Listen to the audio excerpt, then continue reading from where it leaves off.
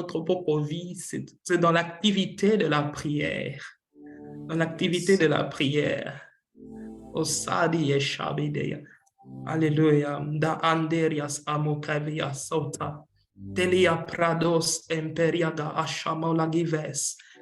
Alors j'aimerais que nous puissions prier. Que nous puissions vraiment prier et demander grâce à Dieu. Encore une fois, de nous amener dans le profondeur, de ne pas simplement se contenter de superficialité spirituelle. Il y en a de profondeur, il y a de choses, il y a de choses malaïques, il y a de choses dans le ciel qu'on ne sait même pas à qui donner. Le Seigneur est en train de regarder, chercher à qui donner. Ce n'est pas... Quand vous lisez la Bible, vous allez découvrir qu'il est dit à Salomon qu'aucun roi ne ressemblera comme lui pendant son temps. C'est qu'il y a des choses que Dieu peut offrir à cette génération, des choses uniques qu'il n'a pas fait dans l'autre génération, afin de perpétuer sa grandeur. Alors nous allons prier par la grâce. J'aimerais que nous puissions prier là où nous sommes et demander, Seigneur, montre-moi encore la profondeur de ta grandeur. Prions au nom de Jésus. Seigneur Dieu de gloire, de la glace de veras uva kebeshaba del sova camperas blora kiva was ambiliata kempela blue de veras Ombri de la crabova, abilicava, abies, utaba, encomble de la ova, desavia palahap, desuvata, librengo bahambre que perias ayamatia, raus, esempele clasavos ayamahasha, complerias abayadovas, ai selekeaba, esentola gliamante, mahambi di koba abu asibe kaboba, gloria de Yashabe, de Vivias Ampelia, Flaguate de Paradi, Encrodia Masaya Dulahe, Palahashtos Ivene, Pakesaugele Umpelia, Brande Camustavilia, Mahante, Barakados Aviamante, Elia, Agut, Eviglia, il prende ragabagodos megende pradia sagados meganda sukladeba melo shabalaglade marrone melita meganda balugadi megonda superia brando salibla. Gloire à Jésus. Merci Jésus. Alléluia. Amen. Gloire à Jésus. Bienvenue dans le culte de ce soir. J'espère que vous me voyez bien, m'entendez bien aussi. Ouf. Yes, sir. Super, gloire à Jésus. Alors, j'aimerais juste dire à quelqu'un, à une personne, je ne sais pas qui, que le poison n'est pas la finalité du problème. Que se tuer, que se suicider par un poison, ce n'était pas la fin. Même s'il y a tant de problèmes, même s'il y a un grand problème, l'Éternel va toujours donner un moyen de secours. Et se faire du mal n'accomplit pas la justice de Dieu. Que Dieu nous aide. Alléluia. En tout cas, est-ce qu'on peut diminuer le son dans le background? Diminuer juste un peu. Merci. Gloire à Jésus. Alors, nous sommes en train de parler, nous sommes dans un mois spécial, dans le mois de la sagesse. Est-ce que j'aimerais faire une petite récapitulation à propos de ce que le président nous avait enseigné la fois passée? Est-ce qu'il y a des gens parmi nous qui peuvent nous citer les 4 types de sagesse avant qu'on aille dans le sujet du jour?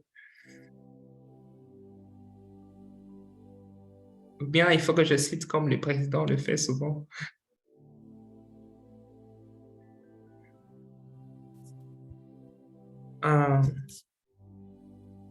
Ou bien il faut que je puisse citer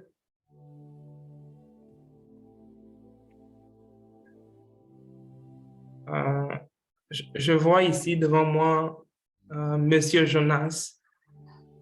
S'il vous plaît, est-ce que vous pouvez me citer juste les 4 dimensions ou les 4 types de sagesse.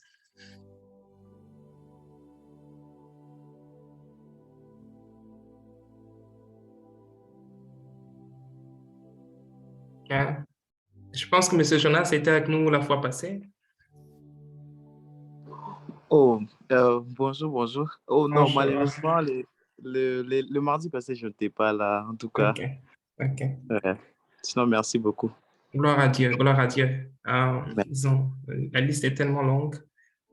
Bon, Obed, est-ce que tu peux me citer les 4 types de sagesse? J'ai vraiment besoin de savoir si ça a été bien compris.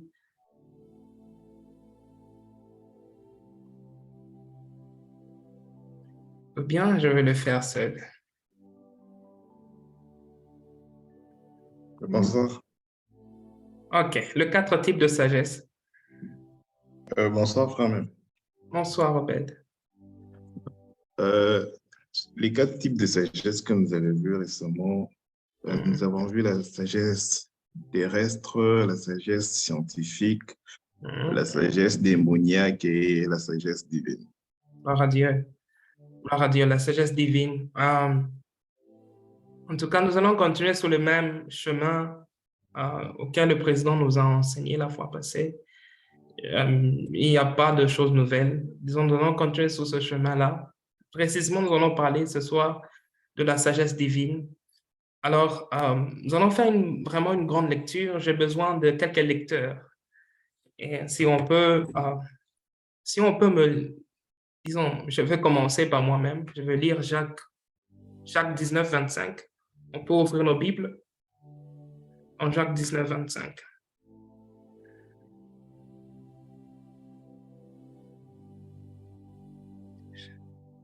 Le prochain vers, disons, le prochain livre que nous allons lire, il est dans Psaume 111, verset 10.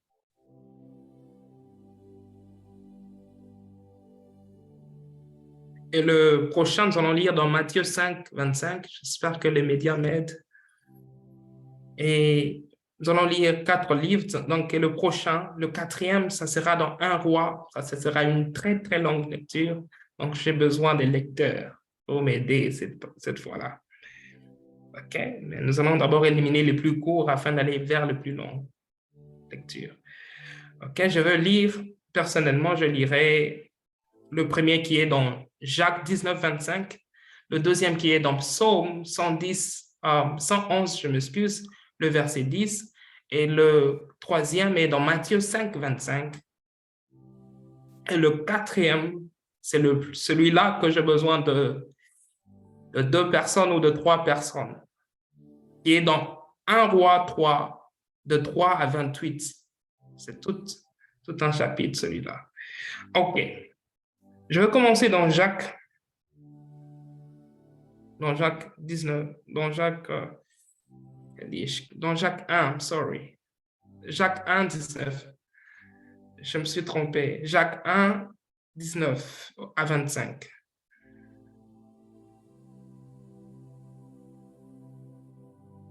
OK. Gloire à Jésus, on peut commencer.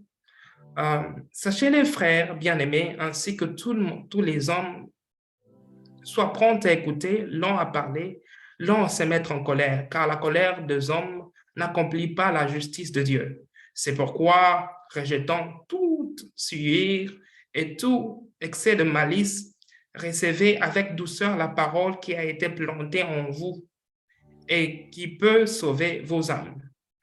Mettez en pratique la parole, soulignez ça, mettez en pratique la parole et ne vous bornez pas à l'écouter et ne vous trompez, en vous trompant, je m'excuse, vous-même par de faux raisonnements, car si quelqu'un écoute la parole et ne la met pas en pratique, il est semblable à un homme qui regarde dans un miroir son visage naturel et qui, après s'être regardé, s'en va et oublie aussitôt quel il a été. OK? 25. Mais celui qui aura plongé le regard dans la loi parfaite, la loi de la liberté, et qui aura persévéré, n'étant pas un auditeur oublieux, mais se mettant à l'œuvre, celui-là sera heureux dans son activité. OK? Le prochain, c'est le psaume 111, l'Ancien Testament.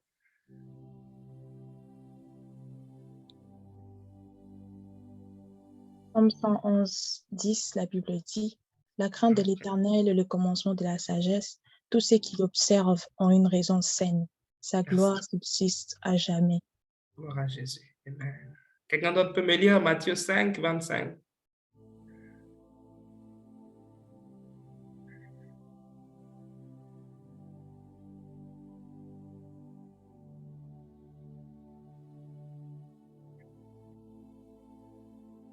OK. Moi, je peux lire. Matthieu 5. Matthieu 5, 25. Ok. Accorde-toi promptement avec ton adversaire pendant que tu es en chemin avec lui, de peur qu'il ne te livre au juge, que le juge ne te livre à l'officier de justice et que tu ne sois mis en prison. Amen. Amen. Alléluia. La grande lecture, vu le temps, je ne sais pas, on peut le faire rapidement. Est-ce qu'il y a déjà des hommes qui sont déjà préparés, des hommes et des femmes préparés à faire cette grande lecture? Il est dans 1 Roi. Il est dans 1 Roi à partir du 3e verset au 28e. J'ai besoin de 2 personnes. Moi, je vais commencer. J'ai besoin de 2 personnes pour continuer où je vais m'arrêter. 1 Roi, on va ouvrir nos Bibles. Il est important de lire la parole de Dieu avant de connaître ce qu'on va parler ce soir parce que c'est vraiment basique ce qu'on va dire ce soir. Alors, je commence à partir du 5e verset. Excuse. À partir du 5. OK? C'est à partir du 5. OK? À partir du 5e verset, je veux lire jusqu'à 10 et vous allez continuer de 10 à 20 et quelqu'un d'autre va prendre de 20 à 28. OK? Gloire à Jésus. À Gabon, l'Éternel apparut en songe à Salomon pendant la nuit et Dieu lui dit, « Demande ce que tu veux, je te le donne. » Salomon répondit, « Tu as traité avec grande bienveillance son serviteur David, mon père, parce qu'il a marché en ta présence, dans la fidélité, dans la justice et dans la droiture de cœur envers toi. Tu lui as conservé cette grande bienveillance et tu lui as donné un fils qui est assis sur le trône comme on le voit aujourd'hui. Maintenant, Éternel, mon Dieu, tu as fait régner ton serviteur à la place de David, mon père. Et moi, je ne suis qu'un jeune homme, je n'ai point d'expérience. 8. Ton serviteur est au milieu du peuple que tu as choisi, le peuple immense qui ne peut être ni compté ni nombré à cause de sa multitude. Accorde donc à ton serviteur un cœur intelligent pour juger ton peuple, pour discerner le bien du mal, car qui pourrait juger ton peuple, ce peuple si nombreux? 10. Cette demande de Salomon plut au Seigneur. Quelqu'un d'autre peut commencer par 11 jusqu'à 20. Okay. Le verset 11. Et Dieu lui dit, puisque c'est cela que tu demandes, puisque tu ne réclames pour toi ni une longue vie, ni les richesses, ni la mort de tes ennemis, mais que tu demandes l'intelligence pour exercer la justice. Je vais agir conformément à ta parole. Je vais te donner un cœur si sage et si intelligent qu'il n'y ait eu avant toi, et qu'on n'y verra jamais personne de pareil à toi. Je te donnerai en outre ce que tu n'as pas demandé, des richesses et de la gloire, en si grande quantité qu'il n'y en aura pendant toute ta vie aucun roi qui soit à ton égal. Et si tu marches dans mes voies, en respectant mes prescriptions et mes commandements, comme l'a fait ton père David, je te donnerai une longue vie. Le 15, Salomon se réveilla et voilà quel avait été son rêve. Il revint à Jérusalem et se présenta devant l'arche de l'alliance du Seigneur. Il offrit des holocaustes et des sacrifices de communion. Et il fait un festin pour tous ses serviteurs. Le 16. Et alors, c'est alors que 2 femmes prostituées vinrent chez le roi et se présentèrent devant lui. L'une des femmes dit, Pardon, mon Seigneur, cette femme et moi, nous habitons dans la même maison, et j'ai accouché près d'elle dans la maison. Le 18, 3 jours après, cette femme a aussi accouché. Nous habitons ensemble. Il n'y a aucun étranger avec nous dans la maison. Il n'y a que nous deux. Le 19, le fils de cette femme est mort pendant la nuit parce qu'elle s'était couchée sur lui. Le 20, elle s'est levée au milieu de la nuit et elle a pris mon fils qui était à côté de moi pendant que moi, ta servante, je dormais, et elle a couché contre elle. Quant à son fils qui était mort, elle a couché contre moi. Voici la parole du Seigneur. Amen. Gloire à Dieu. Est-ce qu'il y a un autre lecteur ou bien je continue? Ok. Le 21. Non, je peux continuer. Merci beaucoup. D'accord. Merci beaucoup, Eliel. En tout cas, je continue. 21. Le matin, je me suis levé pour aller allaiter mon fils et voici, il était mort. Je l'ai regardé attentivement le matin et voici, ce n'était pas mon fils que j'avais enfanté. L'autre femme dit au contraire, c'est mon fils qui est vivant et c'est ton fils qui est mort. Mais la première répliqua, nullement. C'est ton fils qui est mort et c'est mon fils qui est vivant. C'est ainsi qu'elles parlèrent devant le roi. Le roi dit à l'une le roi dit à l'une, je m'excuse, le roi dit, l'une dit, c'est mon fils qui est vivant et c'est ton fils qui est mort. L'autre dit, nullement, c'est ton fils qui est mort et c'est mon fils qui est vivant. Puis il ajouta, apporte-moi une épée, et on apporta une épée devant le roi, et le roi dit, coupez en deux l'enfant qui vit, et donnez-en la moitié à l'une et la moitié à l'autre. Alors la femme dont le fils était vivant sentit ses entrailles se mouvoir pour son fils, et elle dit au roi, ah mon Seigneur, donne-lui l'enfant qui vit, et ne le fais point mourir. Mais l'autre dit, il ne sera ni à moi, ni à toi, coupez-le. Et le roi, prenant la parole, dit, donnez à la première l'enfant qui vit, et ne le faites point mourir, c'est elle qui est sa mère. Tout Israël a pris le jugement que le roi avait prononcé, et l'on craignit le roi, car on vit que la sagesse de Dieu était en lui, pour diriger dans ses jugements. Alléluia. Gloire à Dieu. Eko berdias at Yeshua.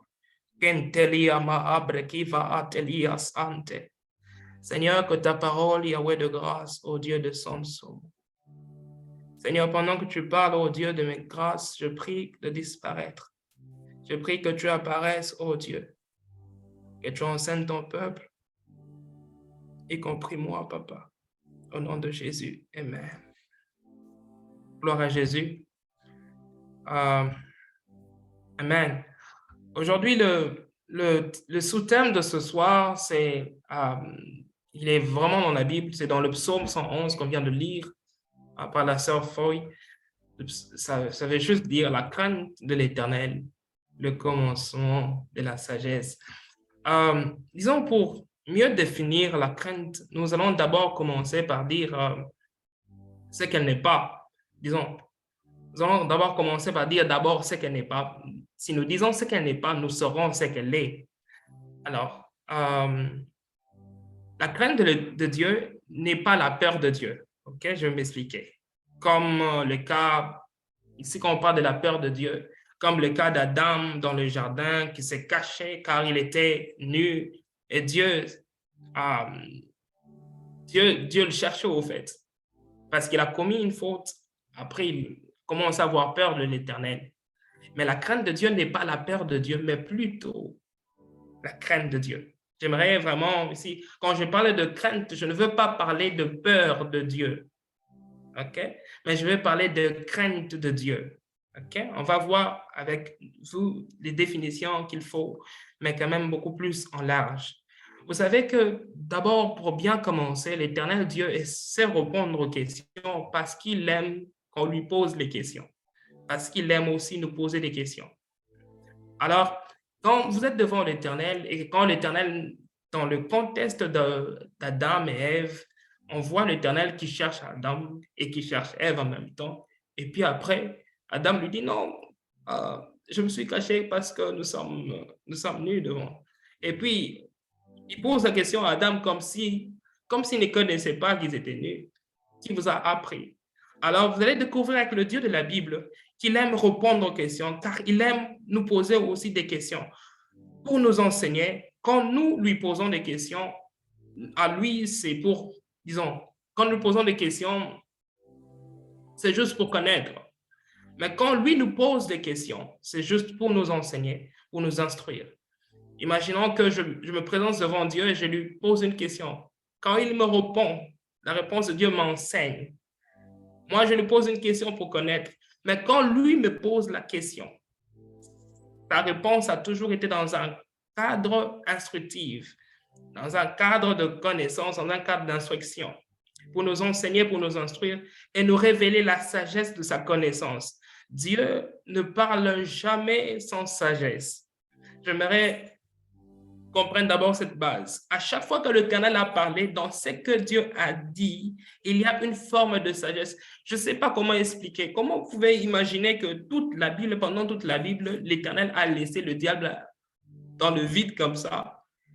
Et avec toute la grandeur, je peux dire, la reconnaissance, parce que la Bible reconnaît que le diable a une puissance, avec toute son équipe, malgré les révélations prophétiques qui ont été dites sur Jésus, ils n'ont pas su l'arrêter. OK? Alors, l'idée ici, nous faisons de la crainte de Dieu, n'est pas dans la pratique de ce qu'il faut faire, de ce qu'il ne faut pas faire. Souvent, quand on parle de la crainte de Dieu, on dit crainte de Dieu. Les hommes et les femmes, les gens autour voient déjà ce qu'il faut faire, ce qu'il ne faut pas faire. Ça, ce n'est pas le but de Dieu. Mais ce n'est pas aussi quelque chose qu'on connaît. On dit non, moi je crains Dieu, ou bien pour dire telle sœur craint Dieu ou tel frère craint Dieu. Quelle est la source de provenance? Quel est le produit? Je peux dire quelle est la preuve de cela? Quand on craint l'Éternel, il y a une preuve autour. Nous sommes toujours dans la définition. Alors je dirais, mais la crainte de Dieu est une connaissance une connaissance consciente de ce que Dieu est pour nous. Elle est une conscience de ce que Dieu est pour nous, d'une manière individuelle, de ce que Dieu est pour moi d'une manière individuelle. Quand je connais que ce que Dieu est pour moi, là, je le crains. Chacun de nous a une relation individuelle avec l'Éternel. Et chacun de nous, d'abord, craint Dieu individuellement avant d'abord que ça se répercute d'une manière publique, d'une manière collective, je dirais. On y va? Alors, quand vous lisez le psaume, quand vous lisez le psaume de David, vous allez découvrir que David dit cette phrase, « L'Éternel, Dieu est pour moi ». À cet endroit précis, il veut parler de la crainte de Dieu. Dieu, tu es pour moi. Nous voulons parler de la crainte de Dieu. À cet endroit précis, quand quelqu'un dit que Dieu est à lui, il connaît son Dieu. Quand quelqu'un dit que l'Éternel l'appartient, c'est qu'il a une relation avec Dieu. Et c'est là que vous voyez ensuite que la crainte de Dieu, elle est comme cette... avant d'abord d'être en nous, elle est comme cette proclamation, comme une femme qui craint le fait de... Je m'excuse, j'ai vraiment beaucoup de pensées devant moi. Saint-Esprit, aide-moi. Alors, la crainte de Dieu est comme le fait d'une femme qui se dit dans son cœur, je connais mon mari, je connais ma femme. Dans ces cas-là, ça peut aussi marcher. Ici, j'aimerais juste dire ce que la crainte, j'ai d'abord fini par dire ce que la crainte n'est pas, pour commencer à dire d'abord ce que la crainte est, afin de voir beaucoup plus dans la profondeur.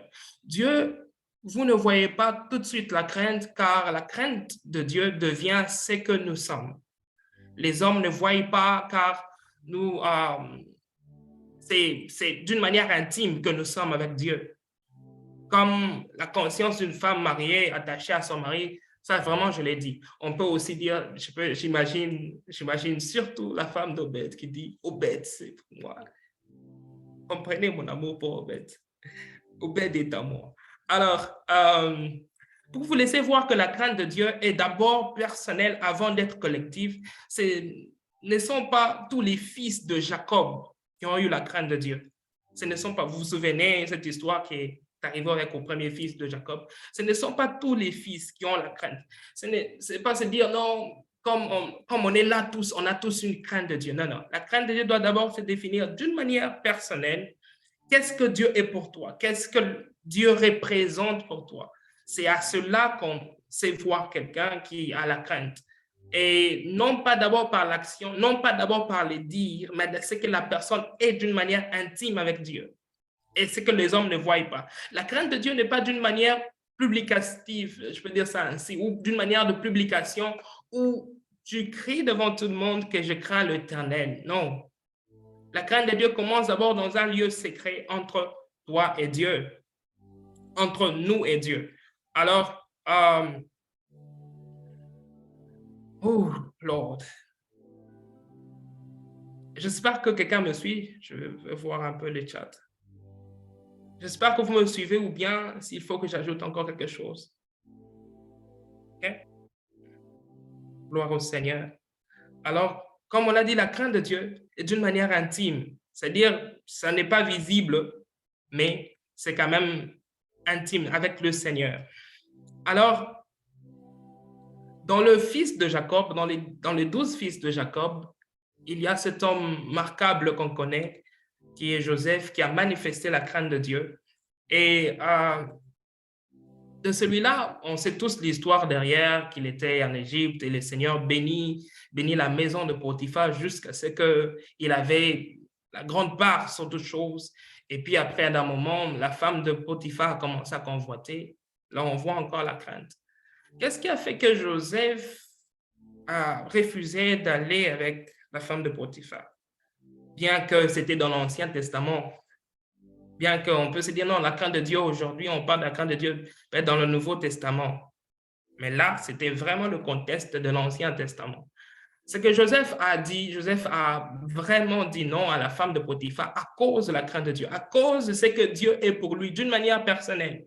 Il n'a pas dit non, je suis fils de... D'une manière personnelle. OK?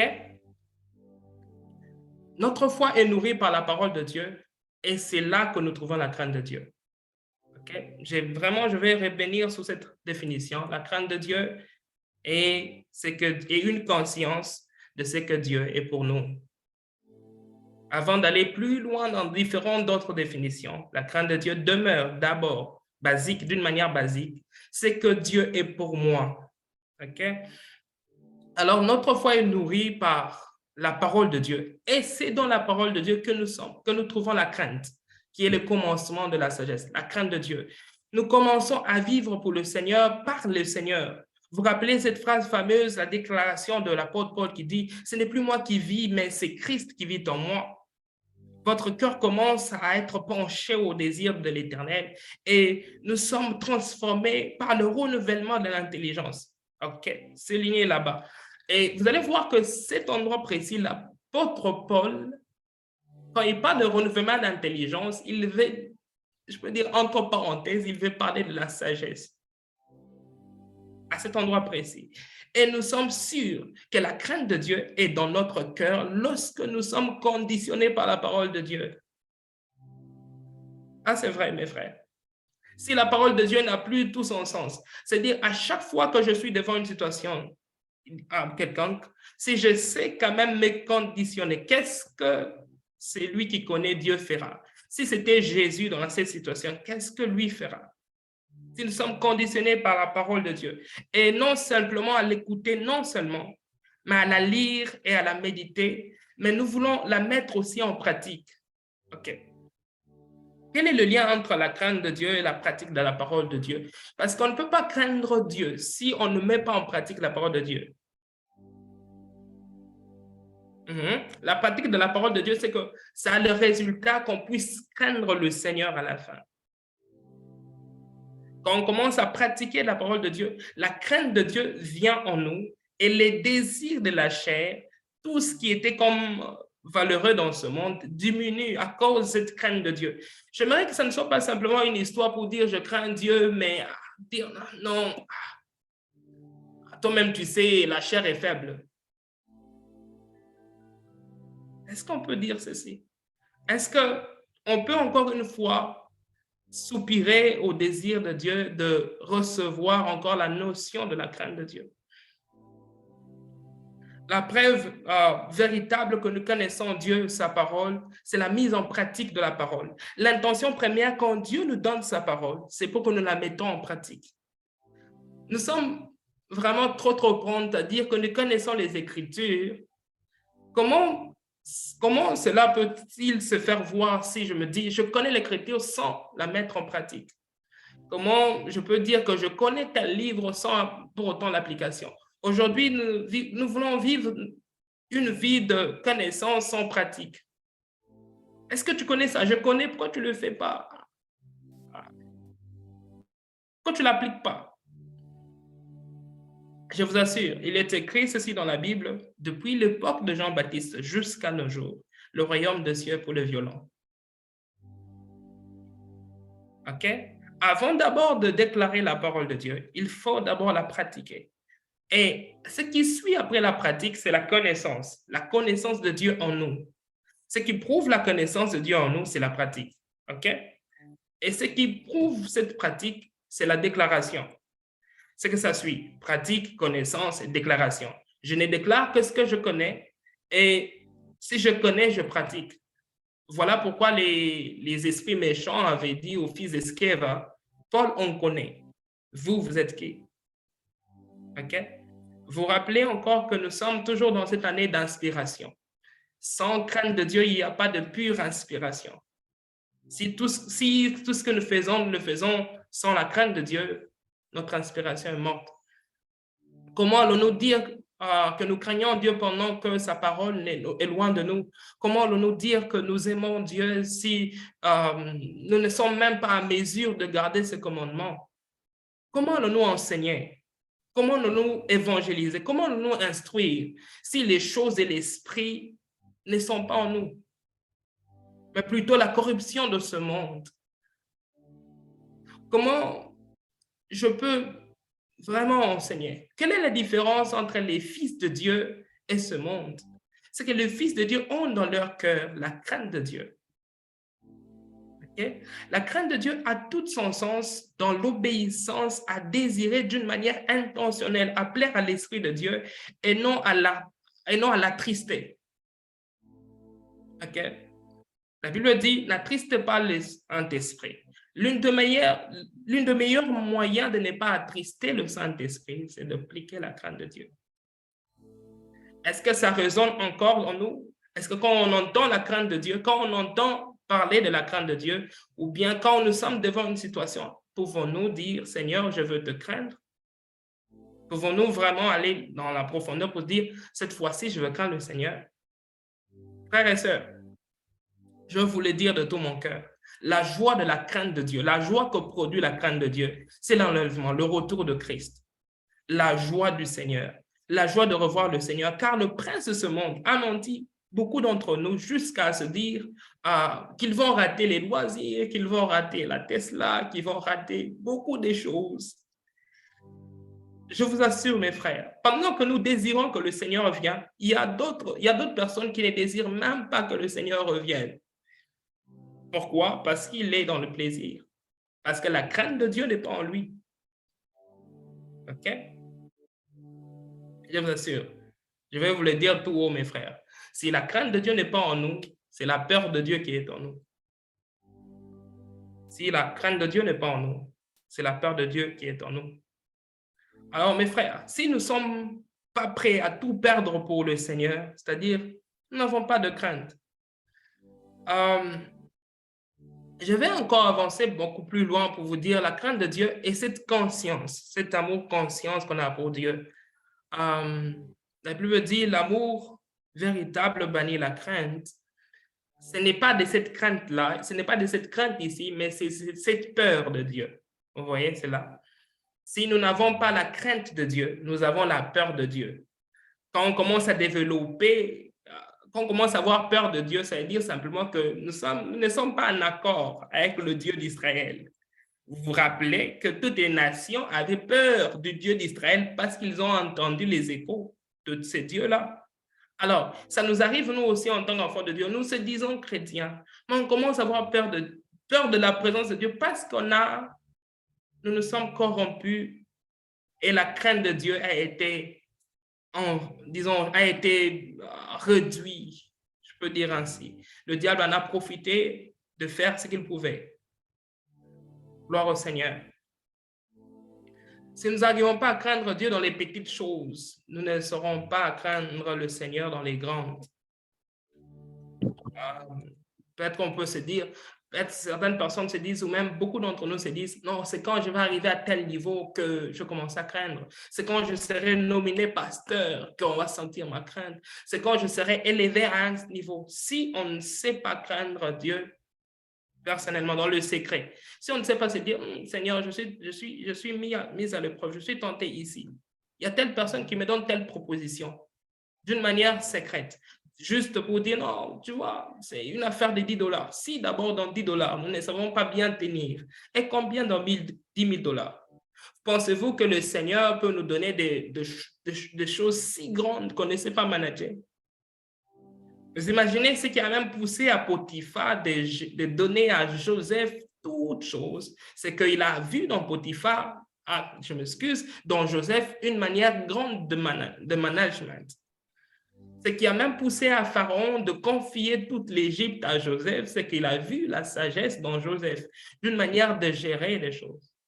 Et si on se dit peut-être, non, frère Merveille, vous parlez de la crainte de l'Éternel, c'est juste les choses de Dieu. Non, je parle de la crainte de Dieu dans l'université, je parle de la crainte de Dieu à la maison, je parle de la crainte de Dieu au travail, je parle de la crainte de Dieu dans la rue, je parle de la crainte de Dieu partout. C'est dans un contexte de partout ici. Et si nous ne savons pas craindre Dieu, nous ne savons pas vivre selon la sagesse divine, nous ne pourrons pas. OK? La crainte de Dieu est aussi conscience de l'amour qu'on a pour le Seigneur. OK? Le terme conscience ici, je vais m'expliquer. Pourquoi à chaque fois qu'on parle de la crainte, il faut toujours la conscience autour? Parce que ça ne peut pas se faire sans conscience. Quelqu'un ne peut pas se réveiller, quelqu'un ne peut pas faire une action et puis après se dit, qu'est-ce que je viens de faire? Et puis une autre personne vient dire, non, ce que tu viens de faire, mon frère ou ma soeur, ça s'appelle la crainte de Dieu. Non, non, non, non, non. Pendant que nous choisissons la crainte de Dieu, mes frères, ça peut des fois passer par des larmes. Nous disons non à des choses que nous... Oh Lord, aide-moi à parler. OK. Pendant que nous sommes en train d'obéir à Dieu, de marcher dans la crainte, ce ne sont pas les choses que nous ne voulons pas. OK. C'est facile à donner ce que nous, on ne veut pas. De dire, j'ai un habit que je ne porte pas, bon, je donne. Non, non. La crainte de Dieu est dans un contexte si clair. Si on sait obéir à Dieu, même sur les choses qui nous attirent, c'est là qu'on sait dire que, ouf, je vois, en lisant la Bible, quand Joseph a fui la femme de Potiphar, je dis, pourquoi il a fui seulement? OK? J'ai compris plus tard qu'il avait aussi le désir d'un homme. Et le seul moment, c'est pas dire que non, Joseph ne voulait pas de la femme de Potiphar ou la femme de Potiphar n'était pas si belle. Non, il y avait la tendance, il y avait tout. Pourquoi il a fait cela? Si nous traitons sur la crainte de Dieu simplement les choses qu'on ne veut pas, non, moi je sais que je ne serai jamais tenté par la bière. OK, c'est bon. Oh, moi je sais que jamais telle chose. Ah, regarde ce frère, regarde ce soeur, regarde telle chose qu'il a fait. OK.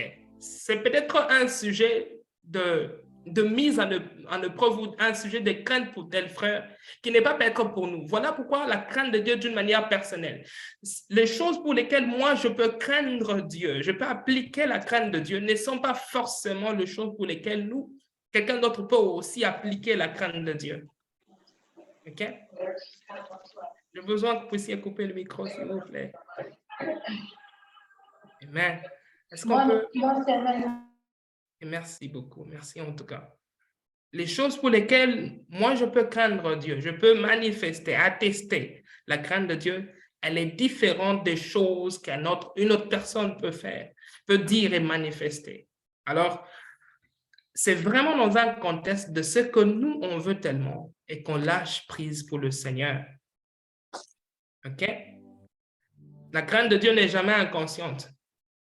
Nous connaissons quand nous sommes en train de faire la crainte de Dieu, car c'est avec intention personnelle, avec intention physique, je dirais. Nous sommes en train de craindre Dieu. OK? Écoutez les phrases de ceux qui ont manifesté la crainte de Dieu dans la Bible. Il y a cet homme qu'on connaît, je viens de le citer, c'est Joseph. Il dit, comment ferais-je aussi un grand mal et pécherais-je contre Dieu? Je vous ai dit bien avant que ce n'est pas tous les fils de Jacob qui avaient la crainte de Dieu. Joseph, qui t'a appris la crainte? Qui t'a enseigné qu'il faut craindre le Seigneur? Qui t'a appris que ça, c'était un péché? À quel niveau Joseph a développé cet attachement au Père, au Dieu de son Père? OK? Et écoutez le psaume d'Asaph qui dit, si je disais, je veux parler comme eux, voici, je trahirai ceux de tes enfants. OK?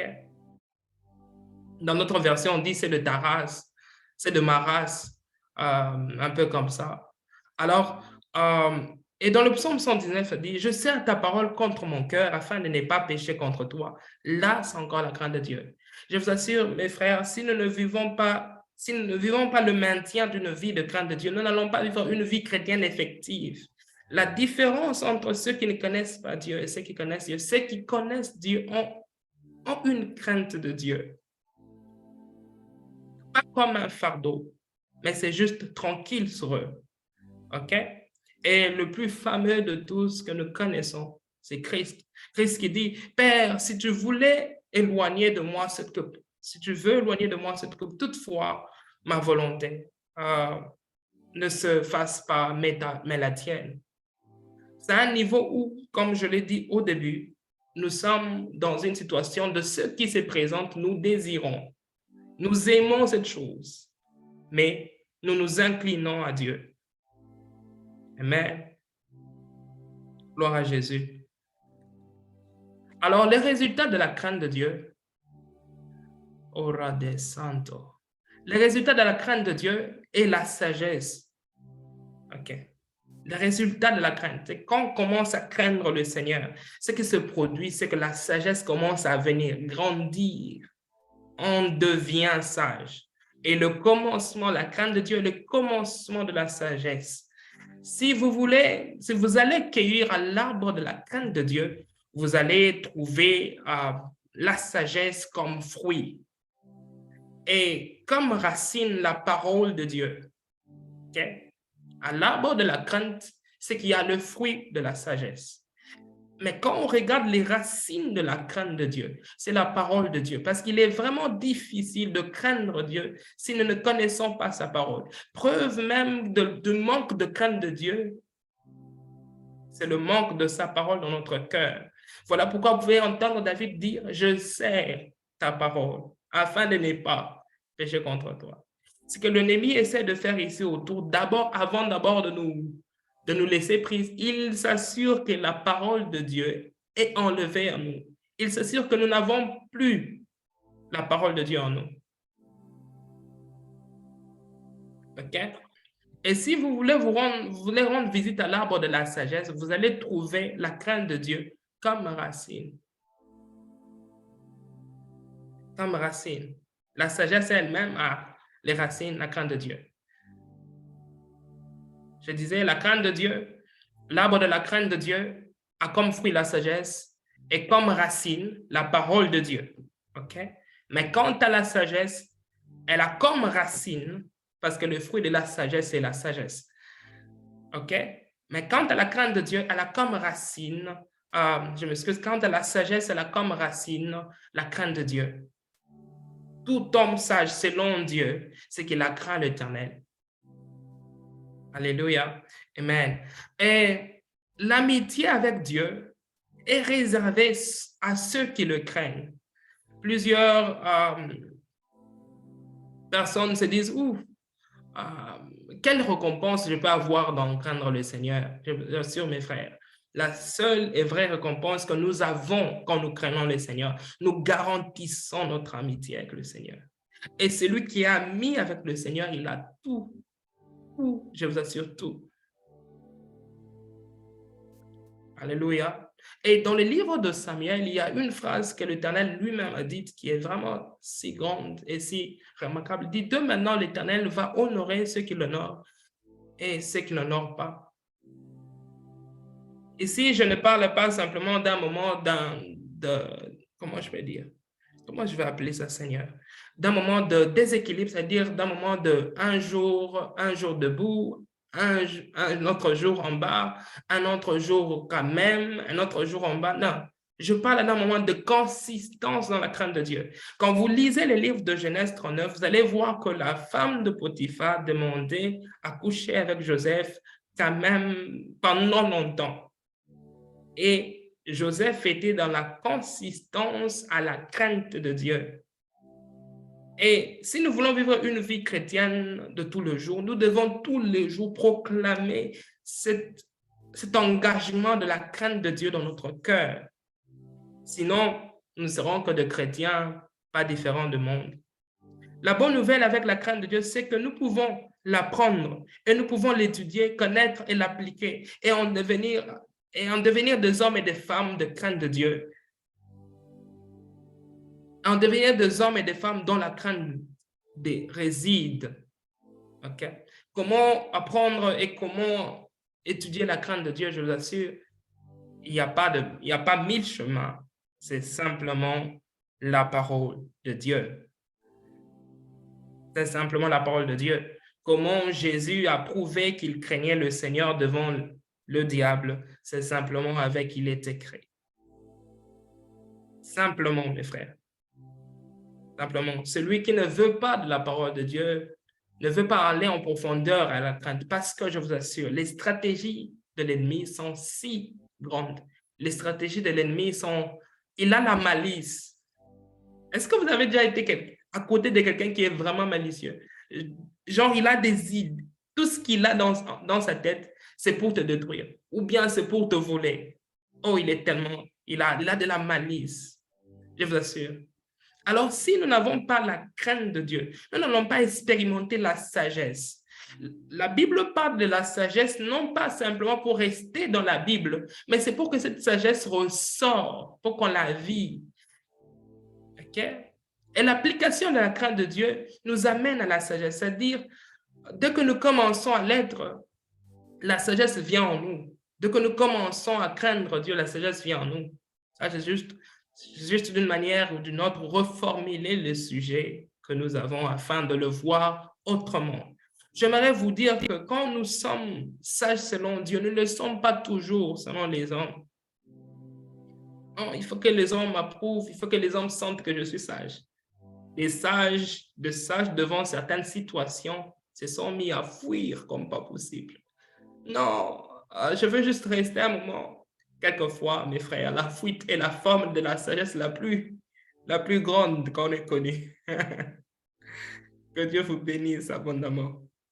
Aux yeux des hommes, on peut devenir comme dépourvus de sens, comme si nous ne savons pas c'est quoi au fait. Oh, mes frères, la crainte de Dieu peut nous faire passer de non, tu n'es pas branché, de quelqu'un qui n'est pas branché, de quelqu'un qui n'est pas à la mode, de quelqu'un qui n'est pas ceci. Je vous assure, il est préférable pour nous de perdre d'après le monde que de perdre selon Dieu. Il est préférable pour nous. Il est préférable pour nous de se dire, ouh, Seigneur, je perds pour ce monde.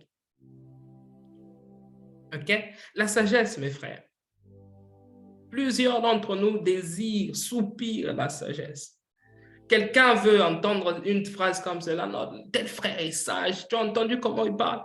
Tu as entendu ce qu'il fait? Tu as vu ce qu'il a construit? Tu as vu ce qu'il a fait? Aujourd'hui, nous avons des hommes tellement si sages et si intelligents que on regarde, on se dit, ouh, regarde le nombre de choses qu'il a. Voici l'argent. Tous les yeux, tout homme recherche la sagesse. Nous disait notre président.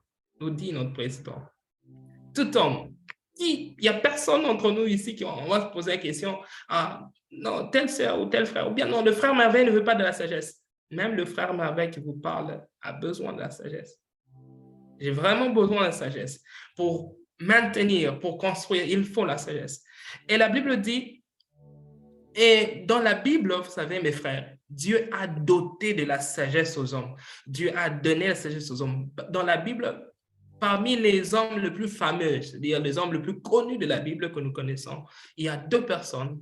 La première, c'est Salomon, et la deuxième, c'est notre Seigneur Jésus, Sauveur Jésus-Christ. C'est lui qui a même dit cette phrase si marquable qui dit « Il y a ici plus que Salomon ». Alléluia. OK. C'est là que nous sommes retrouvés à l'histoire de la longue lecture biblique que nous avons lue. Je vais me demander pourquoi cette histoire à faire dans un sujet comme la crainte de Dieu et le commencement de la sagesse. Pourquoi parler de la sagesse de Salomon? Il faut voir l'intention avec laquelle Salomon a désiré la sagesse. Il n'a pas dit à Dieu que c'était la sagesse. Il a juste dit à Dieu de lui donner la grâce de discerner entre le bien et le mal. C'est Dieu lui-même qui lui dit, oh, ah, je vois ce que tu as dit, tu veux la sagesse pour tu veux de l'intelligence pour exercer la justice. OK? Et ici, il demande dans diligence son peuple, et puis Dieu lui dit, puisque c'est là que tu as demandé, puisque tu l'as demandé, tu n'as pas demandé une longue vie, non plus des richesses, ni la mort de tes ennemis, tu as demandé l'intelligence pour exercer la justice. Voici, j'agirai selon ta parole. Wow, entends. Seigneur, merci. Voici, j'agirai selon ta parole. Je vais faire court l'histoire. Il est dans un contexte où il est en train de demander la sagesse. Il est vraiment en train de demander la sagesse. La raison pour laquelle je nous ai fait lire toute cette histoire, c'est qu'il faut connaître qu'il y a des hommes sur la terre, devant certaines situations, Dieu les a posé des questions. Qu'est-ce que tu veux? Je nous ai dit au début nous avons dit au début que le Seigneur Dieu aimait poser les questions parce que lui aussi en recevait des questions. Dieu aime qu'on lui pose des questions parce que lui aussi nous pose des questions. Si tu as l'amitié avec Dieu, Dieu ne peut pas rester avec toi sans te poser la question. Je me souviens toujours à cette époque, j'ai entendu la voix de Dieu qui me demandait, qu'est-ce que tu veux? Et moi, je lui ai répondu, j'étais tellement comment je veux dire, j'avais une quinzaine d'années. Je savais que c'était Dieu parce que c'était si clair. Et j'ai dit, bon, je veux t'adorer. Et l'année suivante, j'avais échoué aux examens. Et si je me disais, et si j'avais demandé, Seigneur, je vais réussir au-delà. Quand Dieu te demande quelque chose, tout ce qu'il faut lui... Lord. Merci, Seigneur. Quand le Seigneur te pose une question, son esprit te donne quoi lui dire. OK? Quand le Seigneur te pose une question, la réponse qu'il faut lui répondre, c'est son esprit. Écoutez ce que la Bible dit. Jésus pose la question. C'est Jésus qui parle. Il dit, et vous dites, qui dites-vous que je suis? Il pose aux disciples. Les disciples commencent, non, certains disent ceci, certains disent cela. Et puis après, Jésus dit, pas eux. Vous d'abord, pour vous, qui est-ce que je suis? Vous là, vous ne voyez pas la crainte de Dieu. Et Pierre se lève en disant, non, tu es le Fils, tu es le Messie, l'envoyé de Dieu. Cette partie, je paraphrase. Et quand c'est Jésus qui nous révèle, et quand Jésus entend Pierre dire ces paroles, Jésus dit, ce n'est ni la chair, ni le sang qui t'ont révélé, mais mon Père au ciel. Jésus, une question que tu as posée, pourquoi il faut que le Père nous réponde? Parce que si Dieu ne t'aide pas dans sa réponse, ta réponse sera nulle. On ne répond pas à Dieu avec l'intelligence humaine. Il faut que son esprit nous aide. Alléluia. Gloire à Jésus. Alors, ici, dans cette histoire que nous avons lue de Salomon, il demande la sagesse, et puis par après, le Seigneur lui accorde la sagesse, on lui présente devant lui deux femmes prostituées. Et ces deux femmes se disent, oh non, telle dit, elle explique l'histoire pendant la nuit, et puis après, je remarque que l'autre a étouffé son enfant, et puis a échangé l'enfant pendant le sommeil, voici. Alors, ici, mes frères, vous ne voyez pas clair l'image de Jésus qui est plus que Salomon. C'est un peu plus tard qu'on réalise que la Bible dit, quand le roi demande un épée, il lève son épée et se dit, oh, je veux tuer l'enfant. C'est plus tard quand la Bible précise, celle à qui l'enfant appartenait sentit dans ses entrailles se mouvoir et dit au roi, non, ne fais rien. Cette partie-là, c'est l'image de Christ qui se lève afin de demander pardon, miséricorde sur le peuple, qui crie. Vous savez que l'image de Salomon, ici dans la Bible, l'image de Salomon, il est comme Dieu qui juge, c'est lui le juge, c'est lui la sagesse. On lui présente un cas précis. Quand Jésus dit qu'il y a plus que Salomon, il y a bien en lui une préfiguration de Salomon. Dans les actions de Salomon, il y a bien notre Jésus qui devait venir afin de nous récupérer car les vivants étaient enfermés dans le séjour de mort. Voyant cela, il dit, non, ces gens ici sont en moi. Il dit, Père, pardonne-leur car ils ne savent pas ce qu'ils font. Jésus, à ce niveau précis, vous voyez, Salomon a juste appliqué la sagesse sans savoir, inspiré de Dieu sans savoir, mais cela nous sert aujourd'hui, nous, enfants de Dieu, dans la grâce au salut et comment Jésus nous a sauvés devant le Père. Le Père a senti que Christ nous voulait tellement vivre qu'il s'est sacrifié lui-même. OK? Et vous savez, le diable n'a vraiment rien à perdre. Vraiment rien à perdre. Qu'on soit mort loin de Dieu, il n'a en tout cas rien à perdre. Il peut se dire que je perds, que l'Éternel perd aussi, parce qu'il n'a rien à perdre. Pour lui, il n'y a pas de vie. C'est pourquoi, mes frères, j'aimerais nous encourager à apprécier, à aimer la crainte de Dieu, parce que la crainte de Dieu nous donne une limite en matière de faire des choses. Alléluia. Gloire au Seigneur. Bien-aimés, vous ne voyez pas tout de suite le lien avec Jésus et Salomon, vous savez. Je vous ai bien expliqué qu'à la croix, c'était l'image même de comment Christ nous présentait et qui nous sauvait, car les vivants étaient enfermés et que Salomon était l'image préfigurative de Jésus. OK? Ici, j'aimerais souligner vraiment un point essentiel.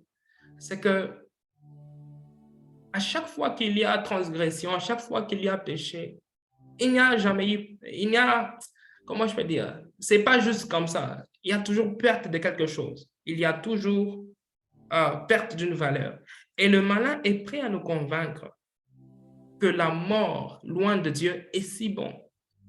C'est comme ça qu'il a gagné plusieurs. Il les a convaincus avec les choses de ce monde, avec les plaisirs de ce monde, avec beaucoup de choses. Jusqu'à nous embrouiller la pensée, à nous mettre à la bouche que l'iniquité est bien. On commence à perdre la valeur de l'héritage de saints. Mes frères, si vous saviez quelle est l'espérance qui s'attache à l'appel, quelle est la richesse, la gloire de l'héritage que l'Éternel réserve aux saints dans la crainte. Si vous craignez le Seigneur, vous recevez un plus. Je vous assure, si vous craignez le Seigneur, vous recevez toujours un plus. Toujours un plus. Toujours un plus. Imaginons le cas si Joseph n'avait pas craint le Seigneur. Qu'est-ce qui allait arriver à toute une génération des enfants d'Israël? Qu'est-ce qui allait arriver au fait? Si nous craignons le Seigneur, ici, vous dire la notion de la crainte de Dieu, c'est qu'elle nous fait gagner de territoire, elle nous confirme, elle nous fait gagner de territoire. Nous devenons maîtres dans notre territoire. Nous devenons, je peux dire comment, forts dans le territoire où nous sommes. OK. Si pour une simple petite proposition, nous sommes prêts à perdre tout, juste une petite proposition, on se dit, ouf, OK. Car un peuple sans crainte est un peuple sans sagesse ni intelligence. On peut se dire, non, moi j'ai la sagesse, mais regardons, voir comment tu traites la parole de Dieu, voir la valeur qu'a la crainte de Dieu en vous. OK? J'aimerais nous encourager à ne pas céder à aucune proposition de l'ennemi ou à aucune proposition. Si nous savons que telle chose, en tout cas elle est mauvaise, elle va attrister le Saint-Esprit, j'aimerais appliquer la crainte de Dieu. Parce que l'héritage de ceux qui craignent le Seigneur est grand. Vous savez, quand nous sommes dans une position de faiblesse ou dans une position de péché, c'est comme l'image de la balance avec le Seigneur. Dans le cœur de celui qui a la crainte de Dieu, c'est comme s'il mettait la crainte de Dieu et le péché. Dans le cœur de celui qui a la notion de la crainte de Dieu, quand il met sous la balance les péchés et la crainte monte et le péché diminue. Mais dans le cœur de celui qui n'a pas la valeur de la crainte de l'Éternel, c'est le péché qui monte. C'est pourquoi vous allez entendre certaines personnes qui sont enfants de Dieu parler de la chair, de l'ancienne vie, comme si elle n'avait pas été restaurée, comme si elle n'avait pas été oubliée, comme si ce n'était plus de la boue, c'est comme si c'était des choses précieuses. Ils vont nous rappeler de ceci. C'est vrai, mes frères. On peut parler de l'ancienne vie comme une vie de témoignage, comme on peut se souvenir, même Paul, l'apôtre, l'a fait. Mais si cette ancienne vie n'a pas perdu sa valeur, à chaque fois que tu parles, tu sens même dans ton cœur qu'il faut revenir. Mes frères, vous risquerez à vous transformer dans un sable de sel et devenir dur pour la destinée, sans voir une autre terre. Le salaire du péché, mes frères, c'est la mort. Vous savez, quand quelqu'un commence à travailler, on ne le paye pas le même jour. On ne le paye pas le même jour. Il commence, ça va, ok. On apprécie ce qu'il fait, ça va, ok. Le péché, c'est aussi comme une femme enceinte. 1 mois, 2 mois, on ne constate rien. 3 mois. Quand ça atteint le summum, on commence à sentir. C'est que la récompense de la femme enceinte, c'est qu'elle accouche. La récompense du péché, c'est qu'à la fin de tout, même si c'est dans les secrets, même si tout le monde ne voit pas, même s'il n'y a personne qui ne voit pas, et qu'à la fin de tout, c'est que la mort se produit. Ça va éclater.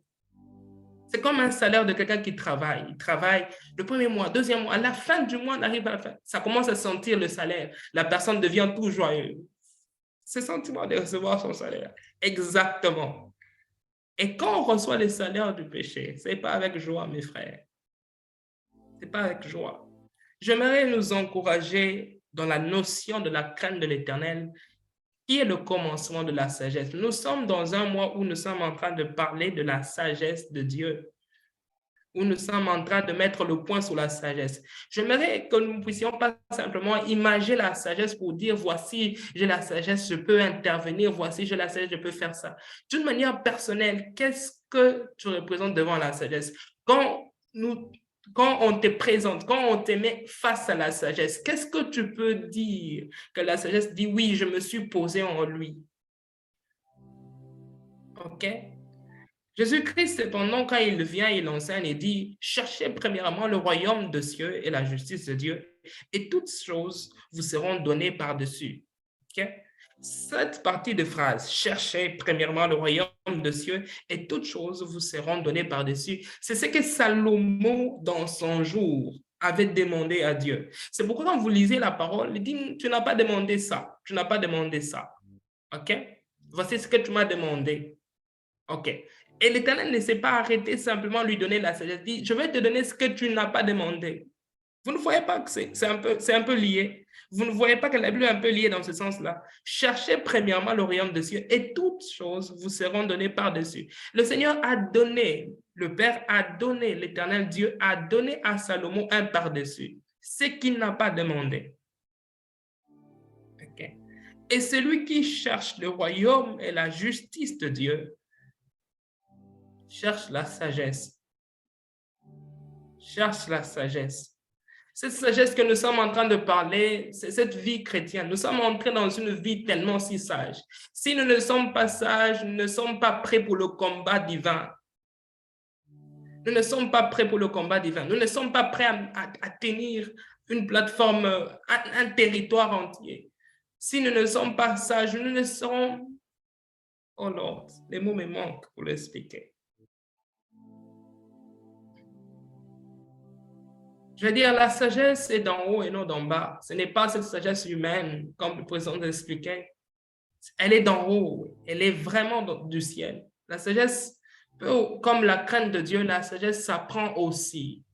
C'est pourquoi vous allez entendre la Bible dire de telles phrases comme « Qui l'a appris la sagesse? Qui a appris à Dieu la sagesse? » Ah, ok. Donc, le Seigneur Dieu connaît que la sagesse peut s'apprendre. Comment on arrive à prendre la sagesse? C'est dans la crainte de Dieu. Comment on arrive à craindre Dieu? C'est dans la connaissance de sa parole. Comment on arrive à connaître Dieu? C'est dans la rencontre avec le Seigneur. Ok. Quand vous voyez quelqu'un craindre le Seigneur, ce n'est pas qu'il a commencé là-bas. C'est une succession de victoires. La crainte de Dieu, la sagesse en nous de Dieu monte. Ça, c'est, comment je peux dire? There is a new, comment on dit ça en anglais? Il y a comme des updates, il y a comme comment on dit le mot français? Il y a comme un renouvellement, comment je veux dire? Il y a comme un nouveau lot à chaque fois. À chaque fois que nous montons de crainte de Dieu, à chaque fois que nous manifestons la crainte de Dieu, la sagesse qui est en nous s'augmente. Ok, vous ne voyez pas ça, je vais vous expliquer dans la Bible. Oh, ragaba sevekelia provelia bahaba confeitas. La Bible dit que Job était intègre dans toutes ses voies. Job, qu'est-ce que tu as fait à Dieu pour que Dieu puisse parler de toi au diable? Là, vous ne voyez pas encore. Je vais m'expliquer encore et encore plus. Job était intègre. Mais quand le diable se présente devant Dieu, il dit, c'est parce qu'il a ça, qu'il a ça. OK? Le Seigneur, sachant le cœur de Job, sachant qu'il a atteint, ce n'est pas quelque chose d'un jour et puis on stoppe. C'est quelque chose qu'on construit. Rappelez-vous que c'est la femme sage qui bâtit. C'est-à-dire, quand on dit la crainte de Dieu, le commencement de la sagesse, il y a une succession d'historiques, de fondations qu'on a construites. Quand on parle de la mise en pratique, de l'écoute de la mise en pratique, celui qui pratique, celui qui médite et pratique la parole, il est comme celui qui construit une maison sous le roc. Là, sous le roc, là-bas, le roc, là, c'est la sagesse. OK? C'est cette sagesse que nous construisons. Et voyant Job, l'ennemi dit non, c'est parce qu'il a ça qu'il a ça. Okay. Le Seigneur lui dit non, voici, tu peux. Okay. Je voudrais nous dire que dans chaque épreuve que le Seigneur nous conduit dedans, il a déjà vu une autre façon de le voir, une autre révélation de voir le Seigneur. Voilà pourquoi Job pouvait dire, mon œil, mes oreilles avaient entendu parler de toi, aujourd'hui mon œil t'a vu, aujourd'hui mes yeux t'ont vu. Il y a une autre dimension de la sagesse pour les enfants de Dieu. Ce n'est pas comme un tas qu'on reçoit d'un coup, mais c'est comme quelque chose qui construit. C'est comme un homme riche qui a commencé avec 50 000 $ et qui se retrouve avec des milliards et des milliards et des billions de millions d'argent. OK. Maintenant, imaginons que nous avons construit les cœurs, notre cœur. Nous avons malahaz. Nous avons forgé notre cœur à la crainte de Dieu. Dans la Bible, il y a cet homme qui a forgé son cœur à la crainte de Dieu, cet homme de Paul. Il a tellement forgé son cœur, à telle enseigne que la crainte de Dieu est d'une manière constante. Okay. Et dans le verset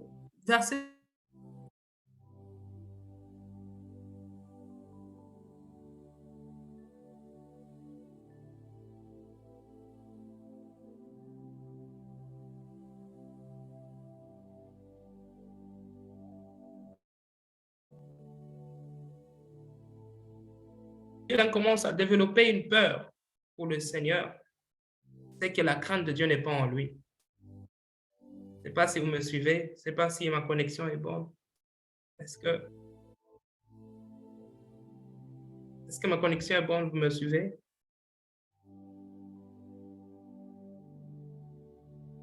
Gloire à Jésus. OK. Ici, on arrive dans Matthieu 5, 25. Jésus enseignait et Jésus nous donne une histoire et il nous dit non, il est préférable pour toi de s'aligner de se mettre d'accord avec ton adversaire. Et pendant que vous êtes en chemin, de peur que quand il te livre à... Et quand je tente de méditer, je me disais, comment Christ peut dire une telle phrase? Est-ce qu'on est d'accord avec son adversaire? Réfléchissons ensemble, mes frères et mes sœurs. Est-ce que nous sommes d'accord avec quelqu'un qu'on appelle mon adversaire? En quoi je peux être d'accord avec l'adversaire? De quelle adversité que Christ est en train de parler? De quelle Christ fait allusion à quoi pendant qu'il est en train de nous parler ici? Nous sommes encore sous la crainte de Dieu, qui est le commencement de la sagesse. Ici, le Seigneur est en train de nous révéler d'une manière sage de comment nous devons arranger nos vies ici, pas avec lui. Si nous ne sommes pas avec Christ, c'est que Christ devient notre adversaire. Si nous ne l'avons jamais reçu, c'est que Christ devient notre adversaire. Avant de vivre la crainte de Dieu, il faut d'abord connaître le Dieu pour lequel nous devons craindre. Il faut qu'on ait rencontré le Seigneur avant que Paul ne puisse forger son cœur à la crainte de Dieu, avant que Paul ne puisse voir tout ce qu'il avait comme de la boue. Il a d'abord connu sur le chemin de Damas le Seigneur. OK. Et Jésus nous révèle quelque chose de si intéressant ici concernant notre salut. Il nous dit, cependant, nous sommes sur cette terre. Pendant que nous sommes sur cette terre, nous pouvons nous mettre d'accord avec lui. C'est ici que nous sommes d'accord avec le Seigneur. De peur que lui ne nous envoie au juge et que le juge en retour nous envoie à l'officier. Le juge, là qu'on est en train de parler, c'est le Père. OK? Et l'officier de justice, c'est l'Esprit. C'est l'Esprit. Il y a deux dimensions quand une personne ne veut plus de l'Éternel. L'Esprit de Dieu est retiré de lui et l'Éternel Dieu le livre dans ses désirs. Quand la personne ne veut plus la notion de la crainte de Dieu, quand la personne ne veut plus la crainte de Dieu et ne veut plus la sagesse, l'Esprit de Dieu se retire et le livre lui-même. C'est à cette partie, de peur que l'officier de justice ne puisse... il y a d'abord envoyé au juge, puis à l'officier de justice, et à son tour, ne puisse te pousser, parce que c'est le Saint-Esprit qui nous convainc de la justice. La justice que nous avons en Dieu, c'est le Saint-Esprit que nous convainc, que nous l'avons. Alors, il est important, mes frères, je ne sais pas peut-être ici dans le Zoom, si tous nous sommes enfants de Dieu. Si vous n'avez pas encore donné votre vie au Seigneur, vous pouvez juste cliquer pour mention de lever votre main. Le président va prier avec vous. Parce qu'il est vraiment important. La crainte de Dieu, pendant que nous la vivons, la sagesse, ce n'est pas pour le ciel. Tous ceux qui vont aller au ciel, je veux répéter cette phrase encore une fois, tous ceux qui vont aller au ciel, ce sont des hommes sages. Ce sont des hommes sages qui vont aller au ciel. Ce sont des hommes sages. Il est vraiment triste à constater que malgré la gloire qu'un homme peut avoir ici sur cette terre, si cette personne n'a pas de sagesse, il ne sera pas mentionné au ciel. Au ciel, nous n'allons pas nous souvenir de ce monde. Nous n'allons pas se dire, on avait connu un gars qui s'appelait tel. Non, il n'y a pas. Oh, on avait connu une telle star. Il n'y a pas. Nous parlons des stars, c'est parce que nous sommes ici. Nous serons tellement dans une gloire et dans une joie immense que le sage avec le Seigneur. Je vous assure, il n'y a aucune personne qui craint Dieu et qui manque de la sagesse. Il n'y a pas.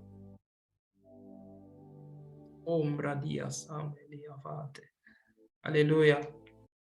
Nous sommes presque à la fin. J'aimerais que chacun de nous, là où nous sommes, on peut se dire, Seigneur notre Dieu, je veux cette sagesse qui provient de ta crainte. Peut-être je me suis appelé sage d'après les hommes, mais je veux la sagesse qui vient à cause de ta crainte.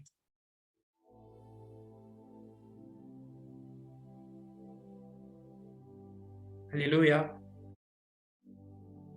Je vous assure, mes frères, si Jésus, le Fils de Dieu, qui tend au ciel, avait besoin de marcher dans la sagesse et grandissait en sagesse et craignait le Seigneur, à combien plus forte raison nous? Si lui, le Saint, avait besoin ici sur la terre de craindre Dieu, ou bien nous pensons que la crainte de Dieu, il n'y a pas beaucoup d'avantages ou de valeurs, je vous assure, il y en a beaucoup. Le diable, il est capable de nous embrouiller la pensée. L'ennemi est capable de nous mettre, je peux dire, l'eau à la bouche, de nous prouver tout ce qu'il peut, voir le monde, comment il est si beau, si grand. Mais ce monde si beau, si grand ne peut pas être comparable à la gloire à venir. Si le Seigneur pouvait simplement ouvrir nos yeux afin qu'on voie la gloire, le roi, celui qui est assis au milieu de chérubins, la gloire qu'il détient. Ce n'est pas pour rien que Christ, à un niveau, il était sur cette terre. Il a tellement, les 33 ans sur la terre, c'est quand même quelque chose pour un éternel, pour une personne éternelle, vivre 33 ans sur la terre d'une manière physique.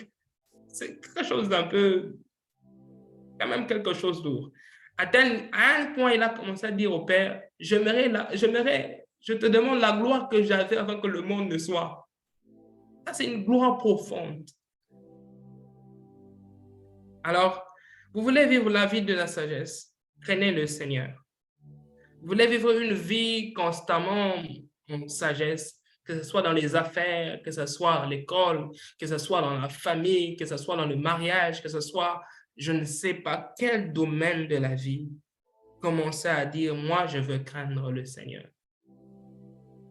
Car la base de la sagesse, c'est Dieu. Et si la sagesse que nous avons ne construit pas, c'est seulement les hommes qui savent que nous sommes sages.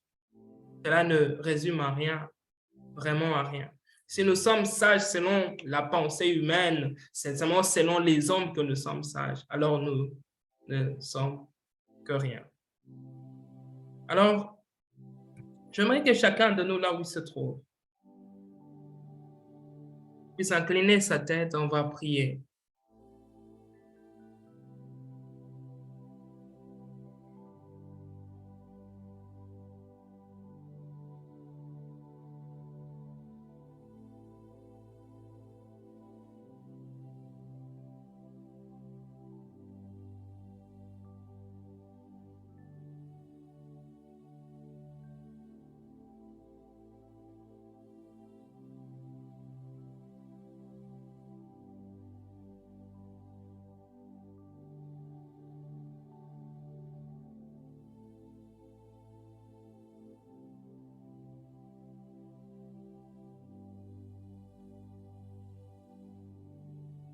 Jésus, je suis vraiment désolé, mon réseau, mais quand même, je suis presque à la fin, ne vous en faites pas. Mais j'aimerais qu'on puisse prier, s'il vous plaît. Je ne sais pas quelle partie de la parole de Dieu a été si efficace pour vous. Là où vous avez entendu Dieu pour votre cas personnel. Le message, la crainte de Dieu, ce n'est pas synonyme de celui qui parle de la crainte de Dieu devant vous. C'est celui le plus saint de vous tous. Non. Non. Celui qui parle peut-être aujourd'hui, peut-être c'est parce que le président et le collège de leaders m'ont choisi. Mais comme nous tous ici, j'ai besoin de la sagesse de Dieu. J'ai besoin de la justice de Dieu. Si le royaume de cieux n'avait plus de valeur dans notre cœur, demandons que ça puisse revenir. Parce que si nous parlons simplement de la sagesse, sans pour autant la vivre, ne sommes rien.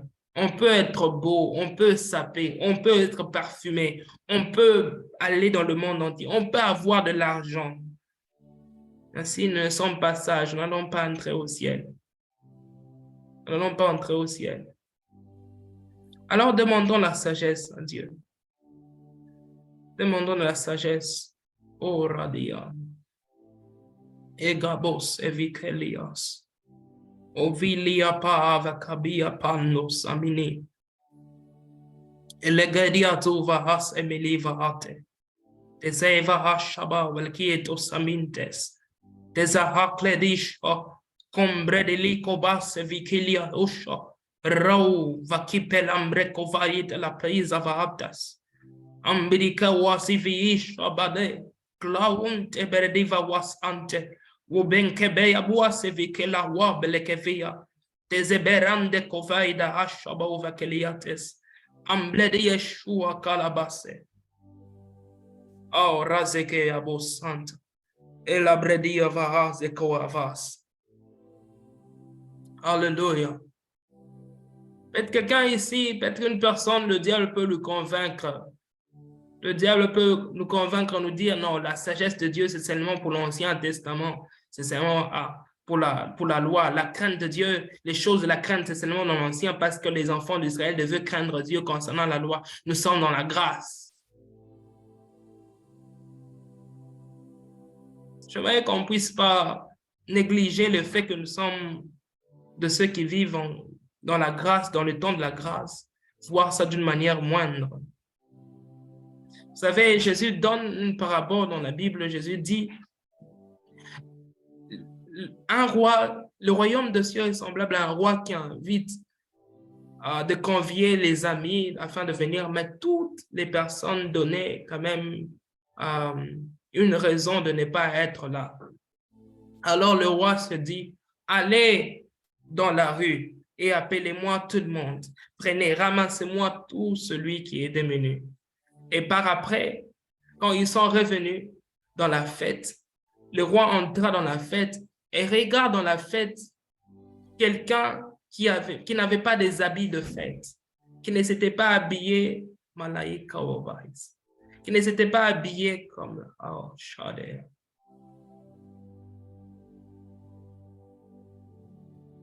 qui ne s'était pas habillé avec les habits de la fête. Pendant tout mon temps, à chaque fois, j'ai demandé au Seigneur, qu'est-ce que cela voulait dire? Qu'est-ce que cela voulait dire? Seigneur, toi, tu as appelé les gens. Je discutais avec le Saint-Esprit. Je lui disais, Seigneur, toi, tu as appelé les gens de la rue. Comment tu veux t'attendre qu'ils puissent avoir les habits de la fête? Pourtant, ce sont les gens de la rue. Pourtant, on les a ramassés. Comment? Le Seigneur nous a appelés à sa table, nous qui étions un peuple lointain de Dieu. Ce n'est pas parce qu'on a été appelé de la rue qu'on doit marcher avec les habits de la rue, qu'on doit venir à la fête avec les habits de la rue, non. Ce n'est pas parce que nous avons été appelés d'entrer dans le royaume de cieux que nous devons venir dans le royaume de cieux avec une saleté, non. Aucune impureté n'est tolérée devant la face de l'Éternel, je vous assure. Alors, si nous nous sommes retrouvés dans une position où on a commis l'iniquité, où on a apprécié l'iniquité, c'est que le diable nous a menti. Le diable nous a menti. Alors nous allons dire, Seigneur, je ne m'aurais pas écouté les mensonges de l'ennemi. Je ne m'aurais pas écouté les paroles de l'ennemi, les mensonges de l'ennemi. Prions au nom de Jésus.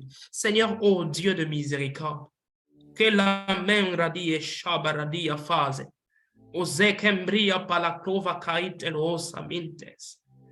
Ante libra hava kahaba kumvekelia bante. Loraklia siva hami dilipaya duasebikea.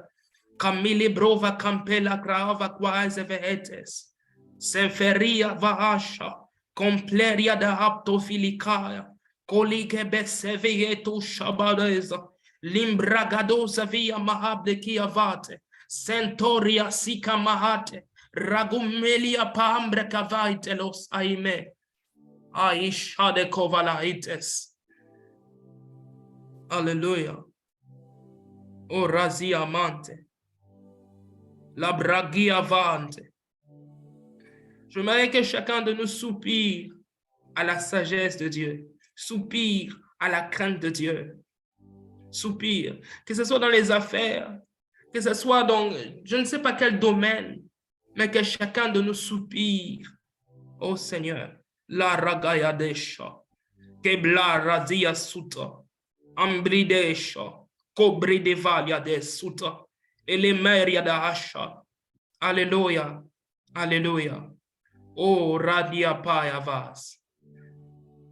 Le Seigneur me montre une vision. Le Seigneur me parle, il montre une vision où je vois un homme lié avec un... Ça va et toi? Vous pouvez fermer, s'il vous plaît, Deborah Makaya, vous pouvez fermer le micro, merci. Le Seigneur me montre une vision de quelqu'un qui est lié. J'aimerais que chacun de nous, dans le Zoom, puisse prier et demander la grâce de Dieu. Parce que je vois cette personne liée et je vois par après cela, c'est comme un décès de mort. Je ne sais pas ce qui nous lie. Au nom de Jésus, je veux déclarer, Père, s'il y a quelque chose qui lie ton peuple, quelque mensonge de l'ennemi qui lie ton peuple, au nom de Jésus, je condamne, je te lie, Yahweh de grâce, car il est écrit, c'est seulement le Fils qui nous, si le Fils nous a franchis, c'est quand nous sommes libres. Il est écrit, Père, que la vérité nous affranchira, que nous connaîtrons la vérité et nous affranchira. Je prie au nom de Jésus. Seigneur, libère ton peuple. Libère-le au nom de Jésus. La brecavea suteberi avante. Camelia bora, ravikelos aibesh. Cambelebria base, faabdeos abiedesho. Comblidigadeas ai melekayados ai la ragea vaate wosia mahambi kepa wahavekelia au nom de Jésus. Au nom de Jésus. Saint-Esprit de Dieu. Libère ton peuple d'ignorance, libère ton peuple de mensonges, libère ton peuple au nom de Jésus. Oh oui, Père. L'ignorance, le mensonge doit tomber. Le mensonge va tomber. La haine du péché sera communiquée au nom de Jésus. Langedos aimeliava, glaido shamana merias. Père, je prie que tu fasses du bien à ton peuple. Et la mère gassetea. J'aimerais savoir si nous sommes là tous et que nous sommes en train de prier. J'aimerais savoir si nous sommes là tous et nous sommes en train de prier.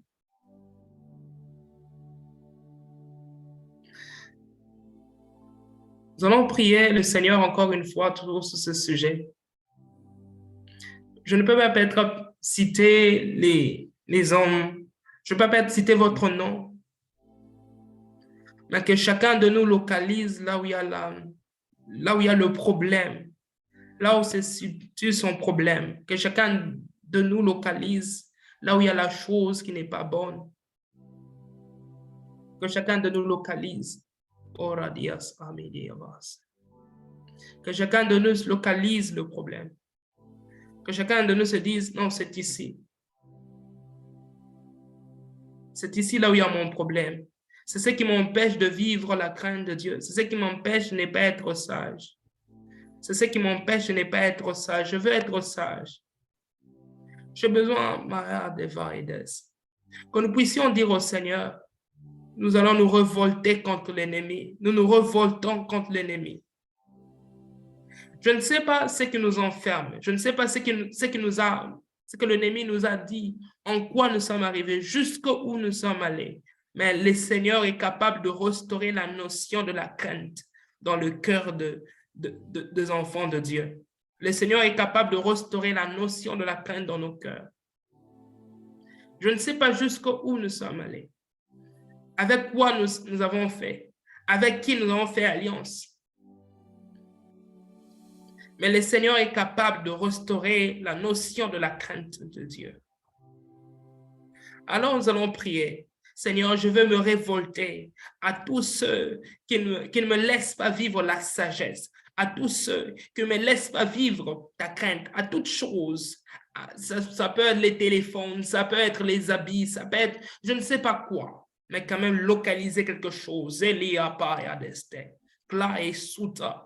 Entorable de vesa, comperia de la vaidas, rego valiasho, rimbrecaberia de la stove, loredia pahave cante, sei de lo shamana, camin de lebrai vase, osana hamdi de basa, O bregeveli kabo vacante, sharaba deveria deosho, raminda la base, claingos emento yabahaba quampe, fahab dekilia seve eko velia de lesha.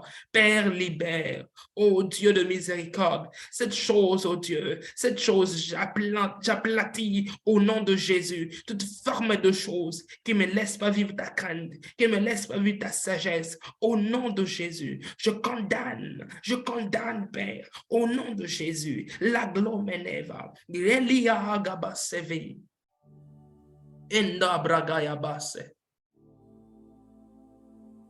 Alléluia. Mes frères, dans la crainte de Dieu, il y a le repos de Dieu. Ah, Zaïdas. Dans la crainte de Dieu, il y a le repos de Dieu. Il y a l'assurance de Dieu.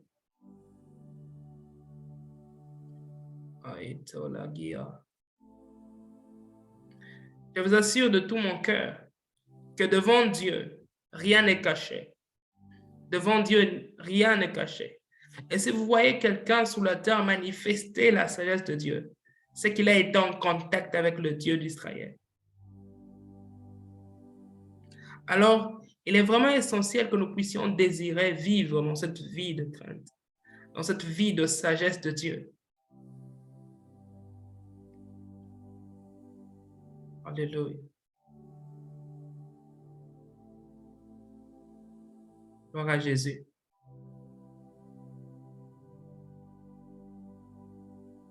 Merci Seigneur. Amen. Gloire à Jésus. Amen. Je pense que moi, ma mission est finie ce soir. La mission est finie.